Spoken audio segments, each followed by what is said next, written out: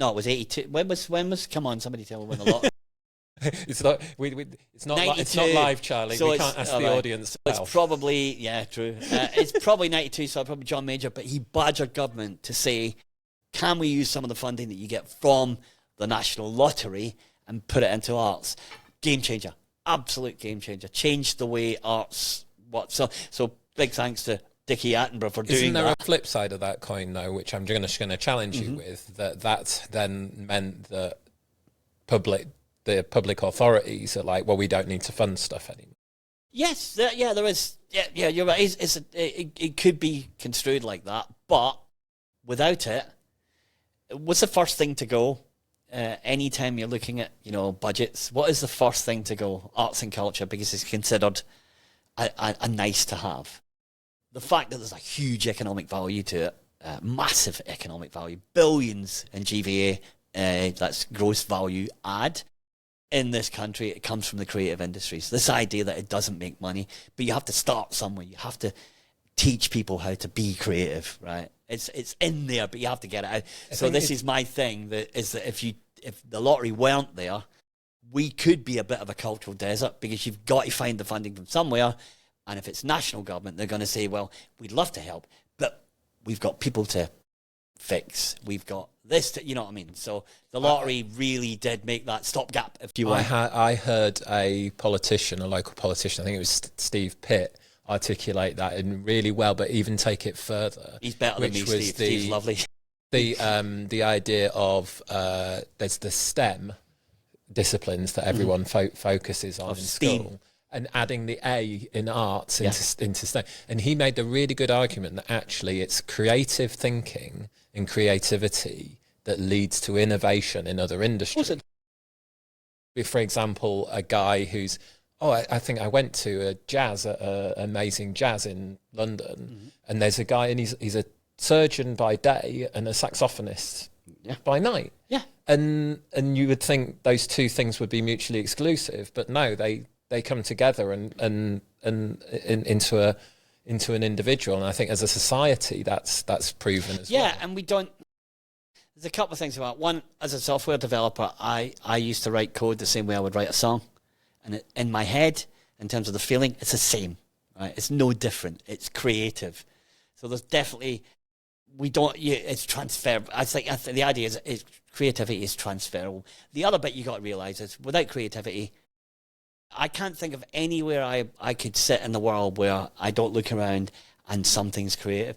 The tech, what you're wearing, your glasses. For listeners, Charlie is pointing around the studio. Right, so I'm pointing at basically everything that's got a shape or a form or everything it comes from somebody sitting down with a creative idea. I remember there was somebody, I can't remember Radio 4, I'm a big Radio 4 person, and she was saying about, what was it? Science, engineering was being creative with science. Perfect, right. So it reminds me of one of my favourite and inspirational podcasts, 99% Invisible, which is made in America. Yeah. And it's about that everyday design, architecture, things like that. That's creativity. It's 99% invisible, though. You don't. It's like the tip of the iceberg. Yeah. You see that thing, but you don't see all the work. How do you develop creativity? That's where the arts come in. So the arts is the only creative thing. Is if you look at the arts, it's painting. If people didn't. I always said this, that if people didn't, what was it? I've forgotten now, right? But it was something along, thinking if they had nothing else to do with the arts, people weren't creative with it. They would just paint and draw, right, and sing.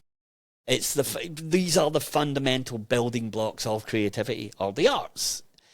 It's what we do with that learning later on. Problem solving. Great thing with the arts, I mean, if you think whether it be what you're doing right now today, I would suggest is very creative and very artistic. The amount of problems we've had in the last couple of hours, you fix them, right? And you can transfer that to whatever you do later on. But creativity is, as I say, the arts are the DNA of creativity, and creativity is a thing that makes humans different from everybody else. That is a barrier that I have encountered and of trying to overcome, is actually seeing myself as an artist or as a creative person. Yeah. Because people think of the arts, they think of that painting. Yeah, painting and drawing and singing and dancing and it's fine. That's what we do when we don't do anything else with it. But if we can apply what we've learned through doing that stuff, that's where creativity comes in. And I'm not a big fan of the word I'm a creative. You'll find that everywhere. People saying creative, and I use it as well because it seems to be part of the vocabulary right now, is that people use the word creative. But everybody's creative. Anybody, a carpenter's creative, a plumber's creative, a software developer's creative, a bus driver's creative. Everybody is creative. So I think it's really important that we don't put it into a little look how cool we are because we're creative type of box, and everyone else, you're nothing, right? Right. Yeah, so you've got to be creativities. Everybody's got it, and I think sometimes this is quite controversial, but that division that we make causes a little bit of animosity. If you go down that route of I'm an artist, I'm a creative, you're not. Right. And I think that can itself cause, it's not inclusive. No, it's not inclusive. Whereas everyone can sing, everyone can dance, everyone can draw. You might be shit at it, but you can do it, right? Language. Yeah, sorry.